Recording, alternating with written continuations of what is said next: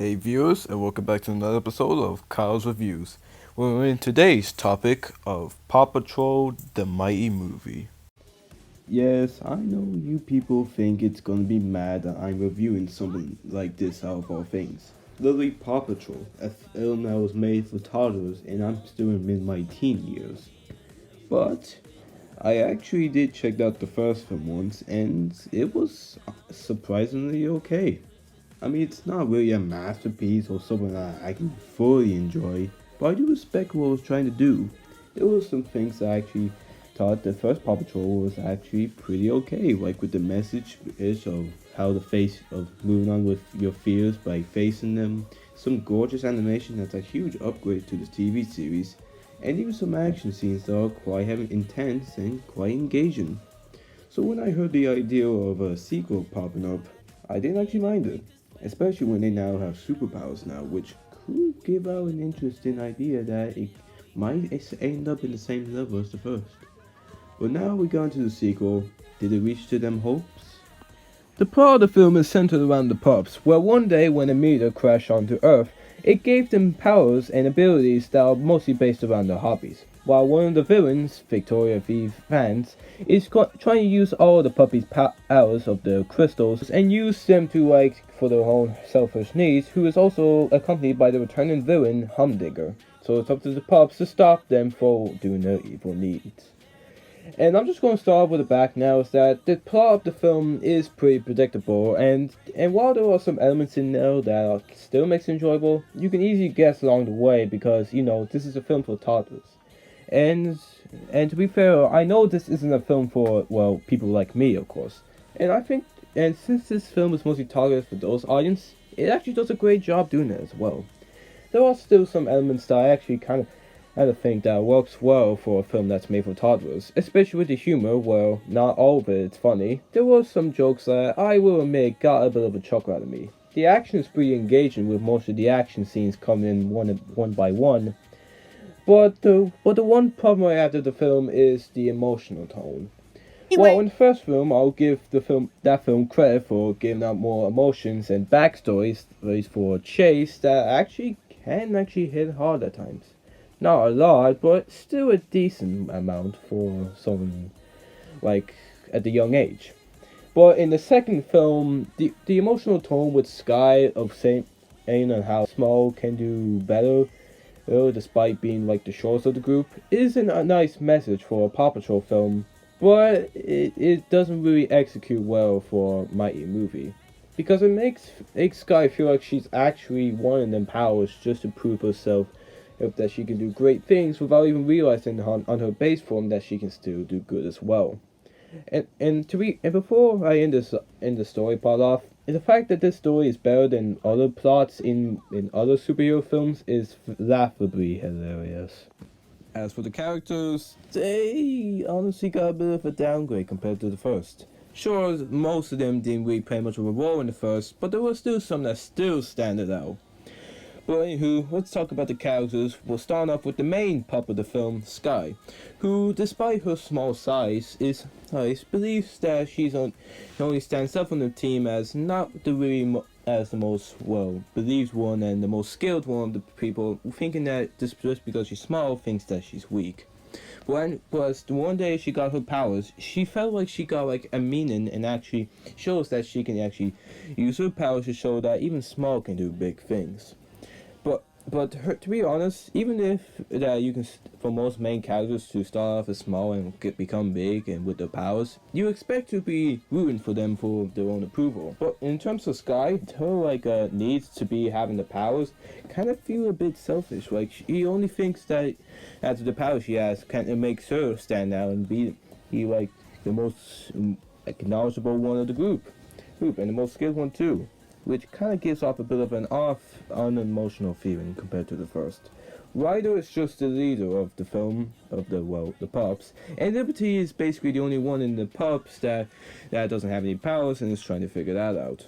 But the only arc only appears at the end, and that's it. That's all she gets to get her powers. Not because it's just some character arc, it just happens to boom, we give her powers, boom, there we go, end of story. And despite having no power, she's also training the junior patrol who wants to be part of the Paw Patrol someday, which are basically just annoying kids. They're basically loud all the time. But the actual characters that are the best part of the film are Mayor Humdinger making his return, along with the new villain Victoria V. Vance, who wants to prove to the world that she can actually stand out and even be most powerful being of the planet, even when it takes by stealing meteors or, basically in this case, asteroids to prove her world. And despite not being big, she is big in the right places. but on track with these two villains, they are the best part about the films and the most entertaining characters, since at least the actors did play the fun being Saturday morning like villains. And do honestly bring out the good old humor that we mostly get in these types of cartoons. And I could not talk about the actors without mentioning the celebrity voice actors. And I'll give some actors some credit, like James Marsden, that can hang around in the one scene. Other actors just feel like they only appear in one scene and that's it, just for marketing reasons. Like with Serena Williams and Chris Rock, having one line, that's it, having a poster, move on. In terms of the animation, not much of it has changed compared to the first film, which I do find that to be a good idea because the use of the character designs and character animation is still good as well, since they are well smoothed out and well fluid and nice textures to give out more of a feeling that the characters, well, the pets themselves are a lot softer than they usually are in the series. However, the one issue I have with the animation, just to get out of the way, is the backgrounds, where they're not really as, well, creative as you probably think they would be. With the most of the villains there eventually being a city and that's it. Even like Paw Patrol Tower isn't really much of an interest either, or even giving it some upgrades compared to like the first film. But with that out of the way, let's get on to the actual good stuff. And that coming from the action scenes, which are the best part of the film, where they use the amount of creativity, including with the addition of the superhero flick, that actually makes the action more kind of like on the same level with most superhero films nowadays. Heck, this even could be comparable to any type of good MCU movie that you can even find that comes up in your mind, even with DCEU. And of course, the other part of the animation that still stands out is the use of effects and colors, where you have a nice vibrant colors to give out more of a colorful feel, and quite of a bright one too, which isn't really too bright in terms of like hurting your eyes.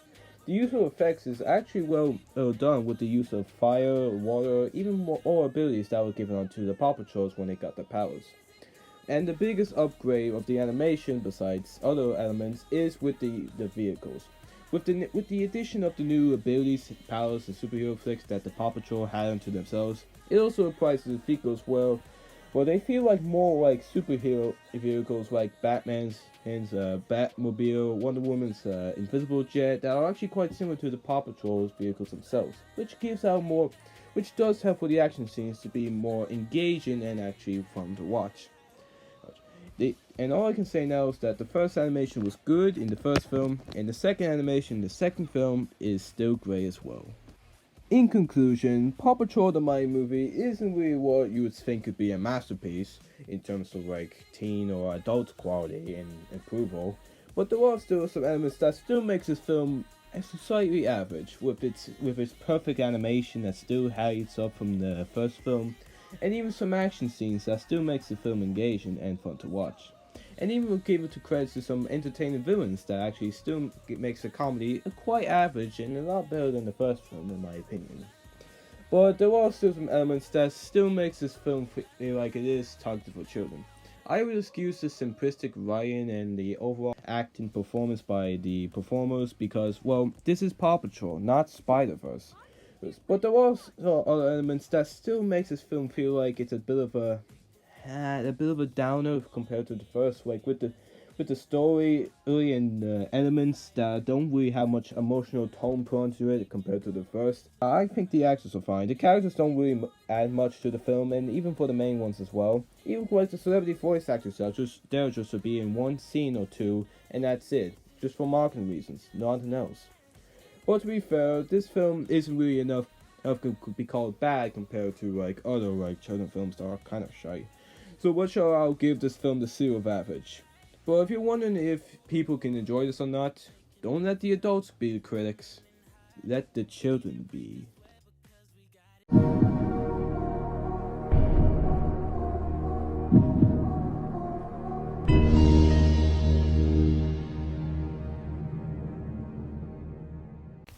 Next time on Kyle's Reviews is